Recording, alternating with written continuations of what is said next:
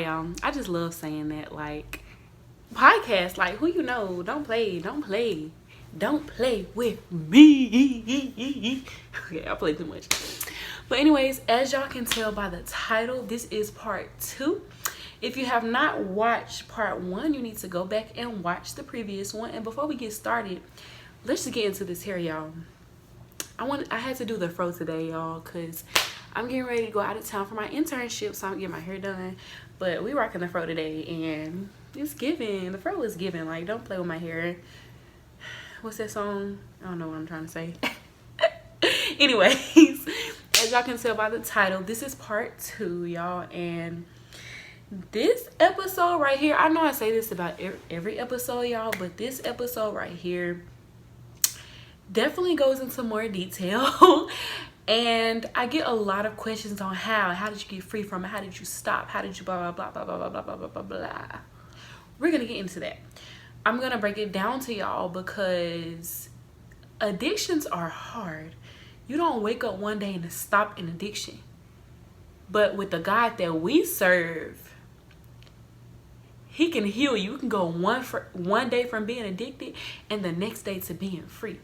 That's the God that we serve. And that's the God that freed me from this addiction, right? And man, it was so much behind the addiction of, struggling with it since the age of 9. And before I go into more detail on that and how God delivered me from homosexuality, I want to first start with the main question is, what are some tips to help stop? How did you stop? How did you get free? Blah, blah, blah, that. Blah, blah, that. Blah, blah, this. I love saying blah, blah, blah, that. But one of the main tips are definitely paying attention to what you watch and what you listen to, right? There are certain stuff that I cannot watch because one, it can trigger you, and 2, you don't want to open those doors back up, or you don't even want to be tempted, right? Let's give a little example. For instance, you have cake, right? You love cake. You love eating cake. But in order to lose weight or in order to get to a certain goal, you have to cut that out, right? In order to get to that finish line, you have to cut some things off, right? That's the same way. You're trying to have this goal, and not just a goal, but you're going to stick to this goal and stay in this goal of stop to masturbating and stop watching pornography. You have to cut some things out. You have to find out what was the root of me watching this. How did I start watching this? Was it childhood trauma that you needed to deal with? And a lot of times therapy is good too, because you don't know what could have caused you to get to that point. Maybe it was, like I said, childhood trauma or things you went through in the past. Friends, different things can cause the root of this, or getting abused or going back to relationships and you feel like that's the only answer, which for me, I thought that was the case, right? So definitely paying attention to what you watch and listen to. If you're watching a show, I say this all the time. If you're watching a show in it and you have to fast forward every 5 seconds and it got a bunch of sex scenes in it, and you're trying to remain pure and you're trying to be abstinent and not do that, how is that going to help you? You're watching a show and they humping and grinding, and next thing you going to want to do is hump and grind. Let's be for real. You telling yourself not to do that, but you're watching a show that's doing that. And a lot of times we don't realize that a lot of stuff that we gauge in ourselves in, we end up becoming there, we end up being a part of it. So that's why we have to be very careful as believers that's trying to live for Christ. We have to be very careful what we watch and what we listen to and what we're trying to engage ourselves in, especially if you're trying to stop doing a certain thing or, not do this. And even with other addictions, like maybe smoking weed, I've never done that. Or maybe drinking and stuff. Maybe for some people, triggers are going to the bar. They can't hang out with their friends and go to the bar while they don't drink anymore, but their friends still drink, which also you should have good community. But anyways, their friends still drink and they're not trying to drink. They're not going to want to go to the bar with them because they're going to get triggered to drink again. It's the same way. You know your triggers. You know what causes you to get to that. And if you know what causes you to do that, then you shouldn't do it. You should step away from that. Remove yourself from the situation, right? And definitely staying consistent in your word, in prayer, having a prayer life, having community. Community is key. Having accountability partners. I can't talk. Accountability. Having accountability partners is key. Someone that you can trust and you can say, hey, this is my struggle, I'm trying to overcome it. Check in with them like, hey, how you doing this week? Or hey, I made a mistake, because those mistakes will happen. You're not going to automatically stop.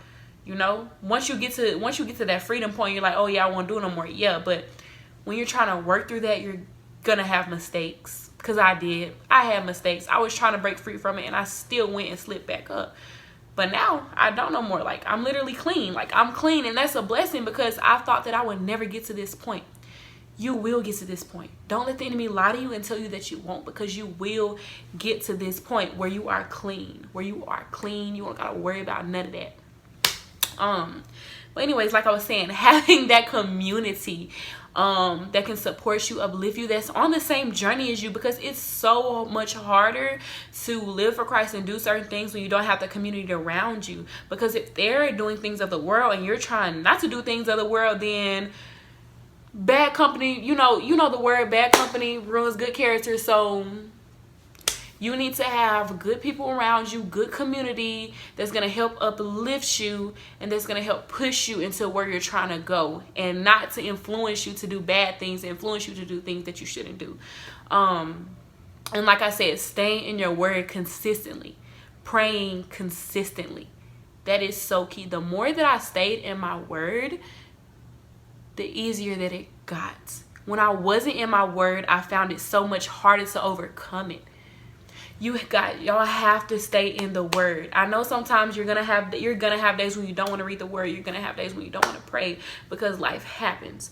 But I'm telling you, staying in that word is like the key. Because literally there were times when I would find myself so frustrated about situations, not even this situation, but there are times when I would find myself so frustrated about a situation, and as soon as I read a scripture, that thing I was frustrated about don't even frustrate me no more. I feel so much better. Like, y'all don't understand how powerful the word is. When you start speaking the word over yourself, when you start speaking the word over certain situations, bro, it's a game changer. It's going to help you get through so many obstacles and things in life. That's why you have to always stay consistent to the word and prayer and having that community. Those are things that will help you fight this battle. You will get free from it. If I got free from it, you can too. You know, take it as me. Look, I was doing it all. Like, I was doing it all, okay? But thankfully, the Lord met me where I was. He didn't meet me when I had it all together. He didn't meet me when I appeared as perfect. He met me in my sin and cleaned me up. Stop trying to come to God all together, because it's not going to happen. God will meet you where you are. Let him do the cleaning up. Let him clean you up and make you whole again. I was in sin and God still wanted me. He still wanted me to come to him. A lot of times I thought because I'm in sin, God's not going to listen to me no more. God's not going to talk to me no more. God's not going to do none of that. But that is not true. Those are nothing lies from the enemy, because if you think that, then you'll just start pulling away from God, because then you'll start going back to that same sin, and then you'll just pull more away from him. And then the enemy got you bumped, got you thinking that God don't love you when he still do. You just come to God as you are and he will clean you up. God will clean you up. God will make you whole. God will make you holy. God will make you righteous. Let him do the work. Don't try to do it for him. Let God do what he does best. So yeah, those are, I know I went on preach or breathe for a minute, but y'all, this hair is hearing, it's getting in my face.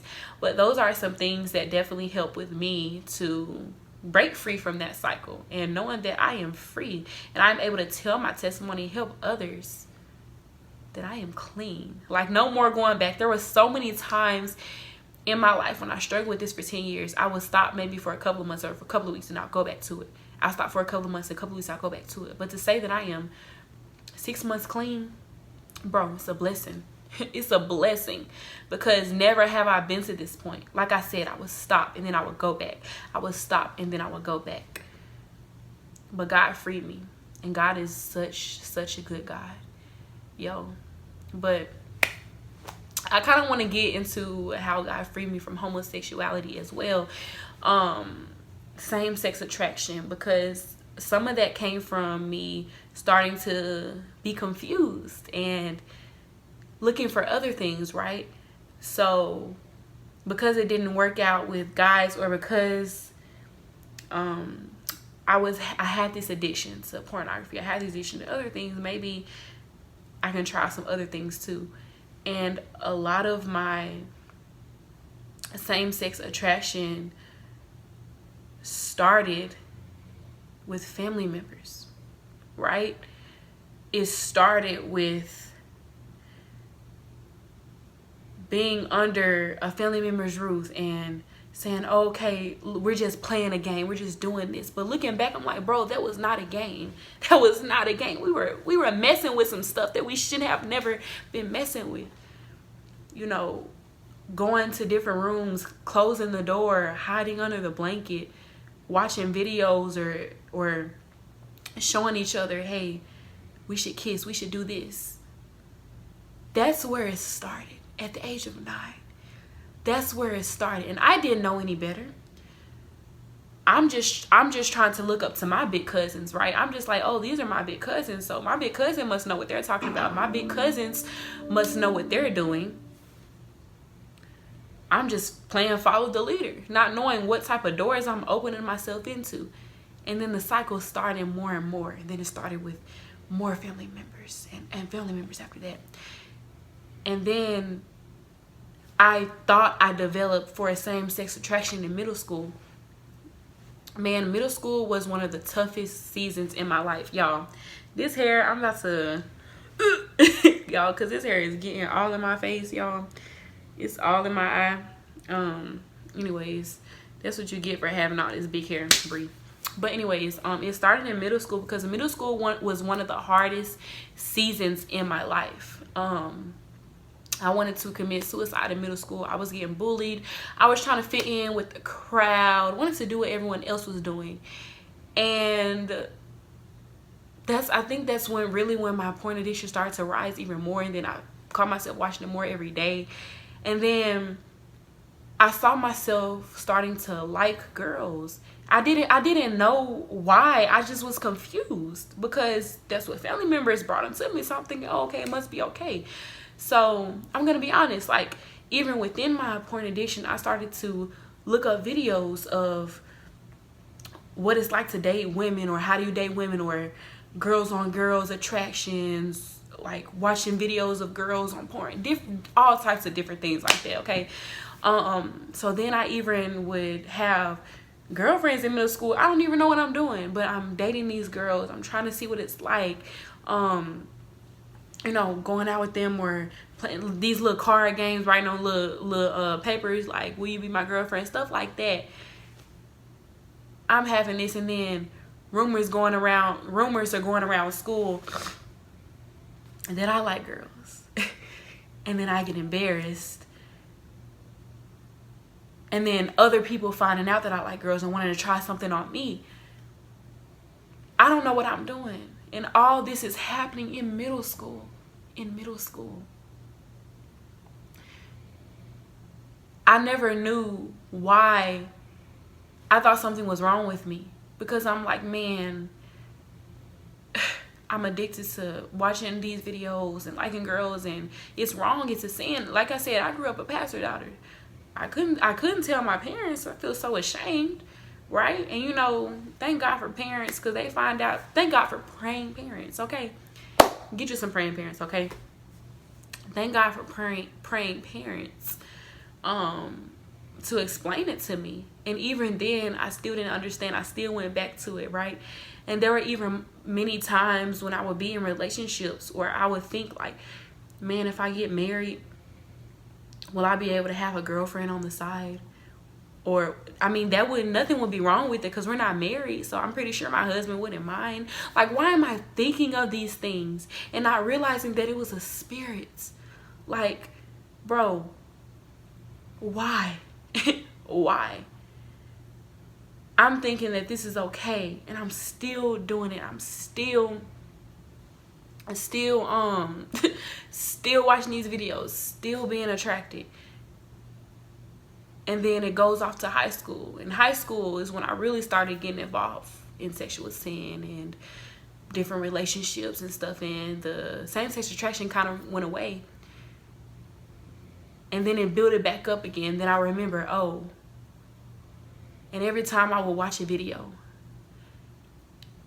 I just had to watch Girls on Girls or something like that. That was just what I had to do. I don't know why, but that was just something I had to do. And then God revealed it to me. I remember right before I was getting ready to get saved. You know, when God's about to change your life around, you can feel it. When you start doing stuff, you start to feel guilty. Because when I was doing those things, I felt guilty in the past. But then after a while, I wouldn't feel guilty no more. I'll just keep doing it.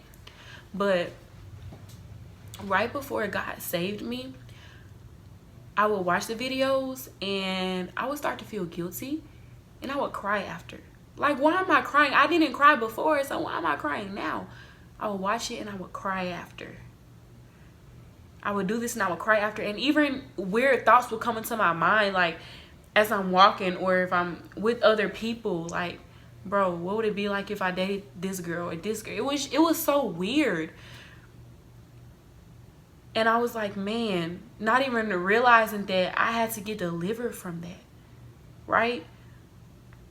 So when God delivered me from pornography, when God delivered me from sexual sin, all of that came within it. And I wanted to share that part because I feel like that's a big part of my story too, that I never thought about it. God revealed that was a part of my story too, maybe a few weeks ago, right?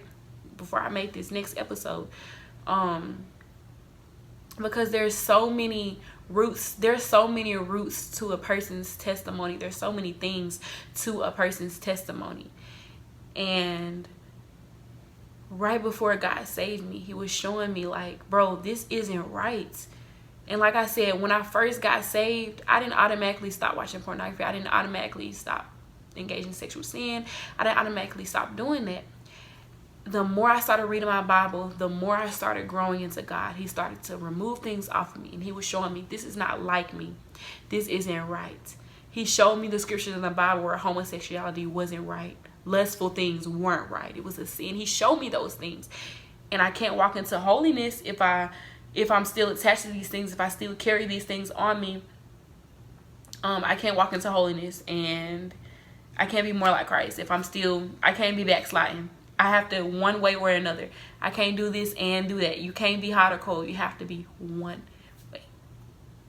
You can't be gray. You gotta either be hot or cold. So like, just when God was starting to break these things off of me, I was like, man, I really have an addiction. And I didn't, like, literally a few weeks ago, I was like, man, I really struggled with homosexuality. Didn't even realize it until God started showing, until I started going through all these moments of deliverance. Like, God has been delivering me from so many things back to back to back. He's just been breaking things off. When God does stuff like that, it just means something is around the corner. He is preparing you for something greater that's around the corner. When you start getting delivered back to back, God starts removing things that are brokenness off you back to back. He just starts doing it just like this. That means something big is gonna come like this.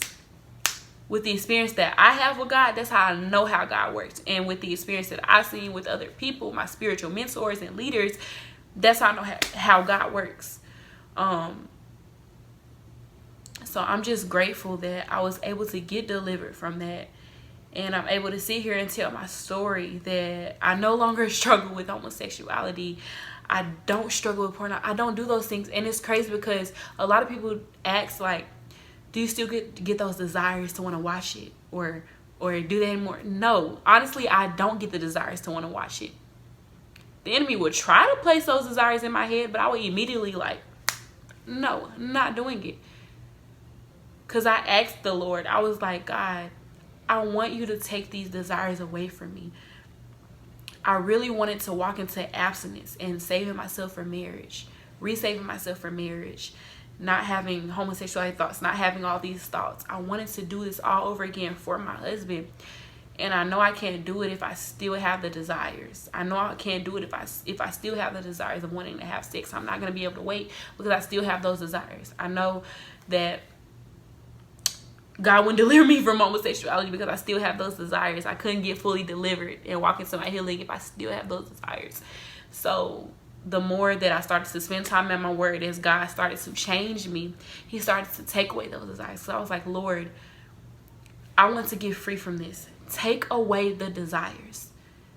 And like, bro, I literally don't have the desire to watch a video. I don't have the desire to want to date a girl. Like, I don't have that desire because I'm waiting for my man, okay? My black king, my godly husband. Period. That's the only way to go, okay? Because we're going to have some beautiful babies together. Period. Because we're going to be married. Let me correct myself, okay? We're going to get married first, and then we're going to have some babies, okay? We ain't shacking up. We ain't, what's the word? I forgot the word, what they call it. Dang, I forgot the word. What is it? I forgot. Oh, we have no babies out of wedlock. We're going to be married when we have babies, when we have kids. We're going to be married. Period.